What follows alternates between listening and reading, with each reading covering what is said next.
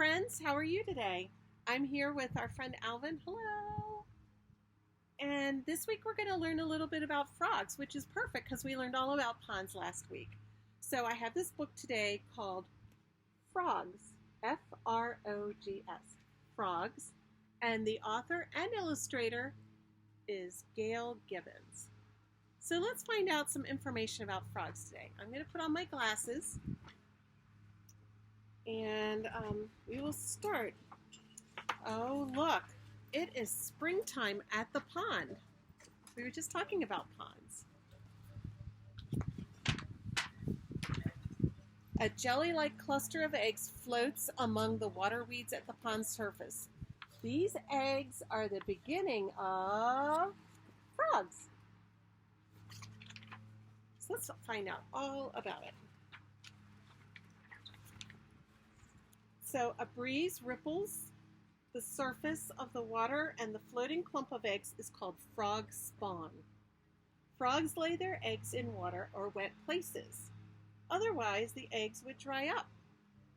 Did you know that frogs laid eggs? It's very interesting. Look at the black dot in there. You can see the other things that are in the water. I see a snail, some plants, and a fish.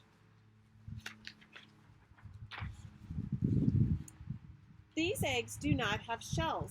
They are inside jelly-like coverings, and as they float, the jelly lets the sun's warmth come through to the eggs inside. Not all the eggs are going to hatch, but there are a lot of them.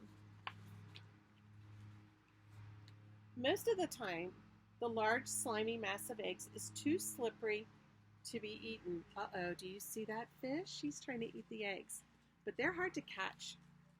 This is nature's way of protecting them, but some of the smaller cluster of eggs will be eaten by creatures living in or near the pond.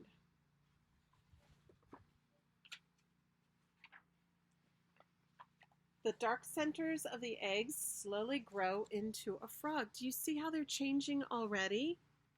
They were just black dots. The embryos grow until they look like small tadpoles, and tadpoles are baby frogs. As they grow, they feed off of their own yolks. Do you remember I sent out a message one day where I said I was going to a pond near my house to look for tadpoles?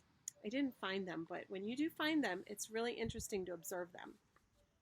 All right, here's the next page, and the tadpoles are getting bigger. Uh-oh, and it looks like they're coming out of the eggs. The tadpoles grow until they're big enough to break free into the water, and it can take from 3 days to 3 weeks, depending on what kind of frogs they will become. So I guess there are different types of frogs.